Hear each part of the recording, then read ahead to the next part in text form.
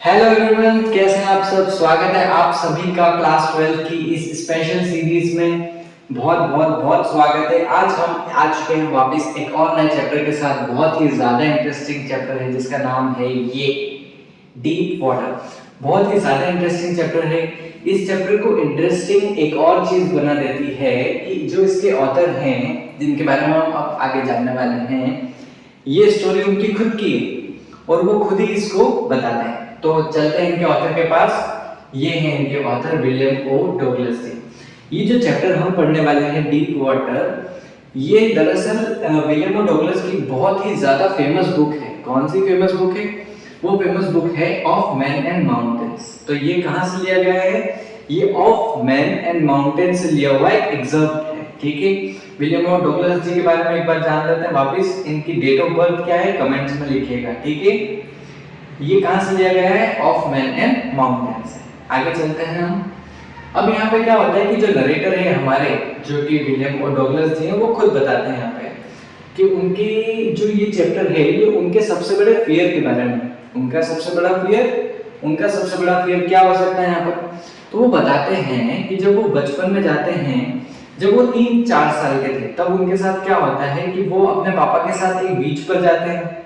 बीच पे जाते हैं तो बहुत ही अच्छी बात है, लेकिन होता क्या है कि वो 3-4 साल के थे तो एक बहुत बड़ी सी लहर आती है और उन्हें पीछे धकेल लेती है।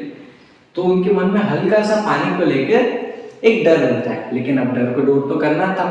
तो वो जैसे ही थोड़े से बड़े हुए वो ये सोचते हैं कि वो अब स्विमिंग सीखेंगे। तो अब वो स्विमिंग सीखेंगे तो क्या होता है कि उनके जो शहर में नदी थी, अब वो बहुत ही ज्यादा गहरी थी और उनका शहर क्या था? याकीमा। ठीक है, तो अब याकीमा के अंदर जो रिवर थी वो बहुत ही ज्यादा गहरी थी और डेंजरस थी। तो इसलिए होता क्या है कि जो हमारे ऑथर हैं विलियम ओ डगलस जी, ये नाम याद रख लीजिएगा और कमेंट्स में स्पेशली ये नाम लिखिएगा ताकि आपको याद रह जाए। तो विलियम ओ डगलस जी की मम्मी ने क्या कहती है? इनकी मम्मी इन्हें कहती है कि ये जो हमारी नदी है याकीमा रिवर, ये बहुत ज्यादा डेंजरस है और वहां पे कई हादसे होते हैं, जैसे नदी में होते ही हादसे।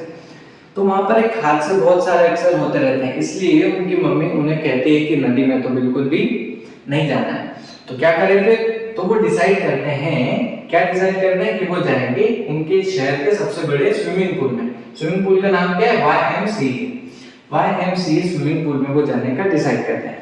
अब ये स्विमिंग पूल के बारे में जानते हैं सबसे पहले कि स्विमिंग पूल है क्या।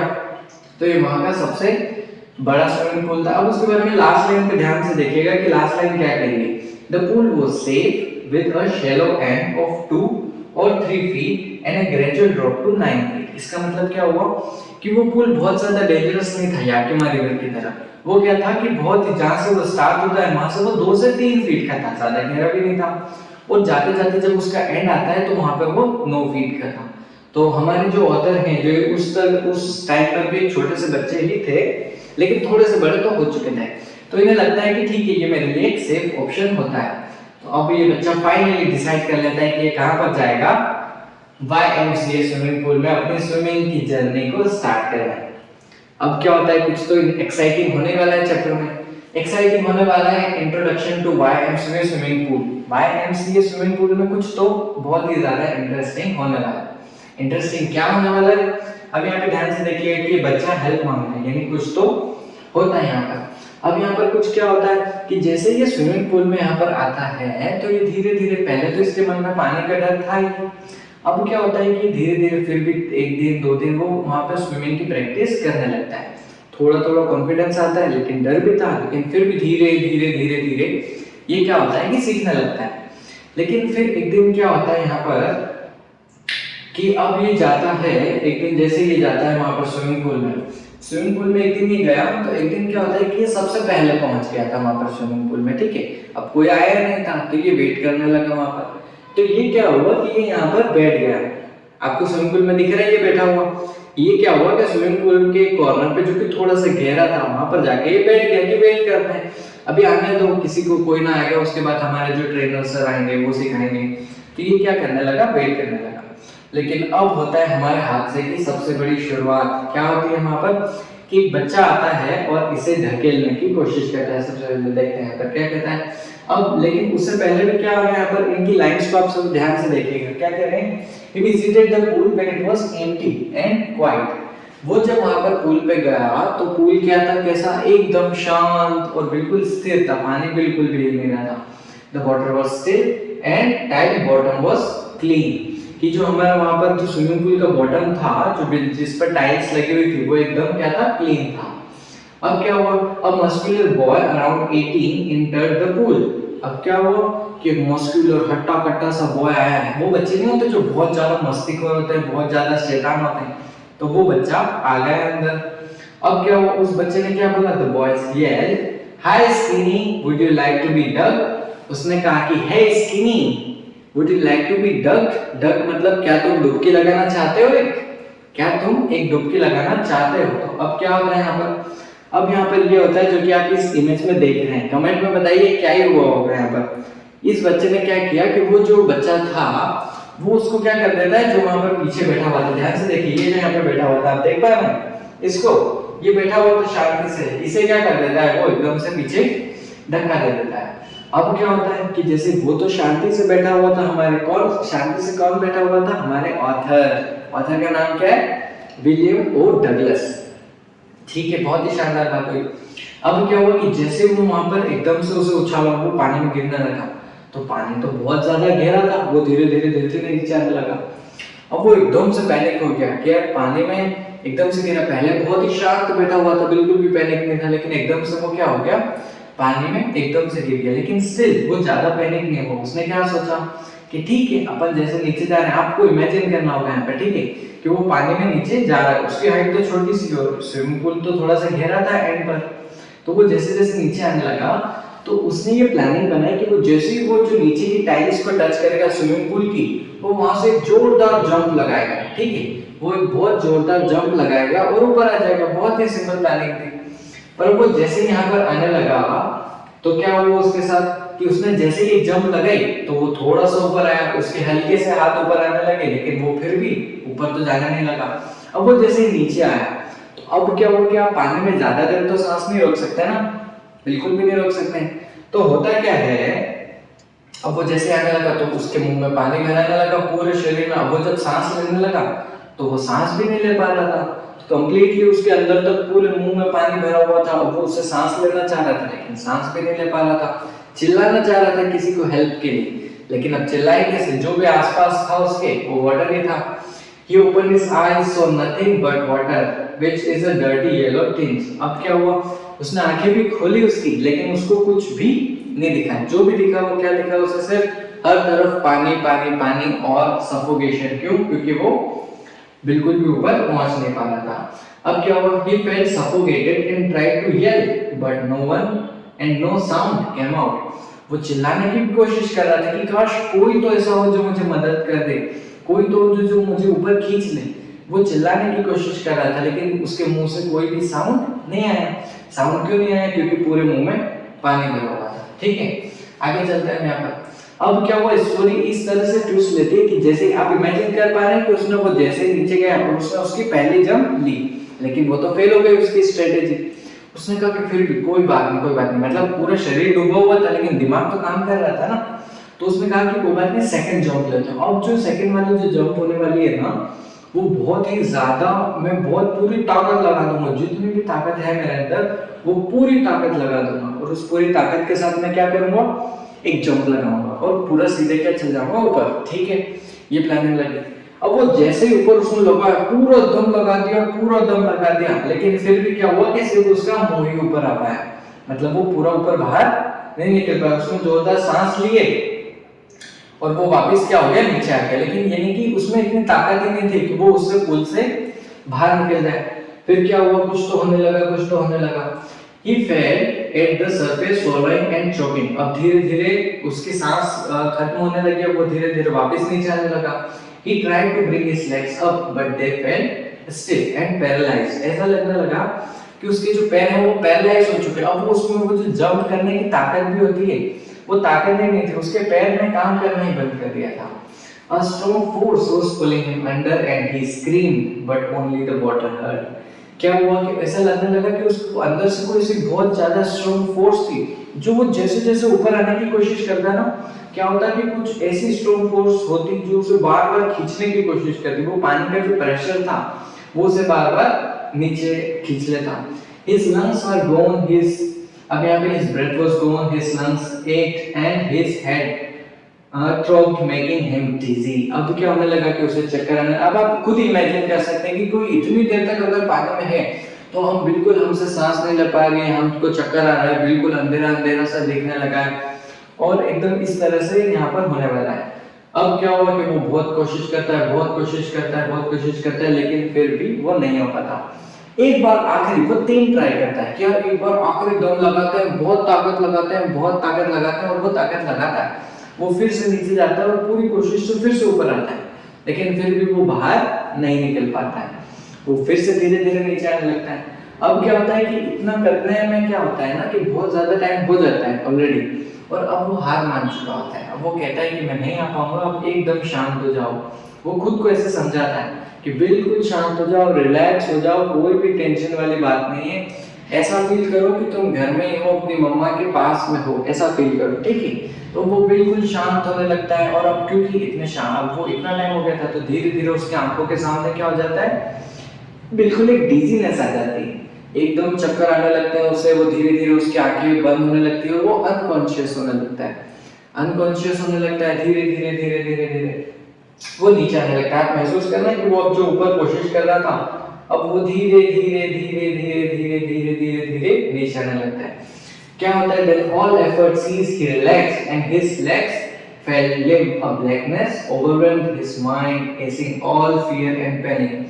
अब क्या होता है कि वो धीरे धीरे शांत हो जाता है, बिल्कुल रिलैक्स हो जाता है, उसके अंदर का जो भी फियर था ना, वो जो इतनी देर से ऊपर होने की कोशिश कर रहा था, वो जो डर था, सब कुछ धीरे धीरे शांत होने लगता है। It became quiet and peaceful with no more terror, he felt drowsy, ready to sleep with no need to jump anymore। अब वो हार मान लेता है बिल्कुल, अब वो उससे कोई भी ऐसी उम्मीद नहीं होती कि अब वो ऊपर जाना है, वो एकदम शांत होने लगता है, उसे लगता है कि बस अब सोने का वक्त आ चुका है। He drifted into oblivion and the curtain of life fell। अब वो क्या होने लगता है, एकदम से अनकॉन्शियस होने लग जाता है। ऑब्लिविशन में क्या होता है कि बंदा अनकॉन्शियस हो जाता है। फिर क्या होता है, एकदम स्टोरी में ट्विस्ट, जैसा कि अक्सर बहुत बार होता है कि जैसे ही हम स्टोरी में देखते हैं कि वो मरने लगता है और सीन एकदम से होता है कि जैसे ही हमारा जो हीरो है, हमारे जो ऑथर हैं श्री श्री विलियम डगलस जी, वो जब आंखें खोलते हैं तो वो क्या पाते हैं कि वो जो हमारा स्विमिंग पूल है उसके आसपास की जो टाइल्स है, जो फ्लोर है, वो वहां पे खुद को पाते हैं, खुद को देखते हैं कि मैं जिंदा तो हूँ, बहुत सारे लोग मेरे आसपास खड़े हैं, मुझे किसी ने बचा लिया। अब क्या होता है कि उनके अंदर तक पानी भरा होता है, तो उनका पेट बहुत जोर से दर्द कर रहा होता है, उन्हें चक्कर आ रहे होते हैं। फिर क्या होता है कि अब वो वहाँ पे रहता है तो स्विमिंग पूल में 2-3 घंटे तक कुछ खाते नहीं है, एकदम ऐसे हो जाते हैं कि लाइक अभी अभी बेहोश हुए थे, वो पूरा उठे तो बिल्कुल भी कुछ भी खाते नहीं है। फिर धीरे धीरे धीरे धीरे वो वापस वो जो डर था, इतना बड़ा शॉक, उन्हें एक तरह से सदमा लग जाता है। वहाँ पर क्या होता है कि वो पानी से एकदम से भगने लगते हैं। तो बहुत ही धमाकेदार एंट्री होती है यहाँ पर। अब क्या होता है कि वो जैसे जैसे आप यहाँ पे देख रहे हैं कि यहाँ पर वो किस तरह से पानी से भाग रहा है, मिस्टर बीन को देख रहे हैं, धमाकेदार एंट्री होती है हमारे मिस्टर बीन की। तो जैसे पानी से भाग रहा है वो किस तरह से यहाँ पे दिख रहा है कि उसे पानी से ही नफरत होने लग जाती है। पानी से नफरत कैसे कि वो उसे जैसे अब इतना बड़ा शौक हुआ था कि वो ऑलमोस्ट मरने ही वाला था यहाँ पर। अब वो ऑलमोस्ट मरते मरते बचा था, तो वो जैसे कोशिश करता है कि जहां पे भी उसे पानी दिखा वो टच भी नहीं करता कि यार पानी है तो पानी से तो अपने को स्टेज रहना है अपने को। अब क्या होता है, years later when he encountered water in the cascades he wanted to get into them but the same terror resurfaced। अब क्या होता है यहाँ पे धीरे धीरे स्टोरी बड़ी आगे चलने लगती है, ऑथर बड़ा होने लगता है। अब क्या होता है कि जैसे जैसे ऑथर तो बड़ा हो रहा है विलियम डगलस जी, लेकिन वो जो टेरर था उनके दिमाग में, वो जो पानी को लेके वो बिल्कुल एक घर जमा लेता है। किस तरह से कि उनको भी बहुत, जब वो बड़े होते हैं तो उन्हें मन करता है कि यार मैं फिशिंग करूं, यार मैं स्विमिंग करूं, मैं नाव में घूमूं, लेकिन अब पानी से तो डर था।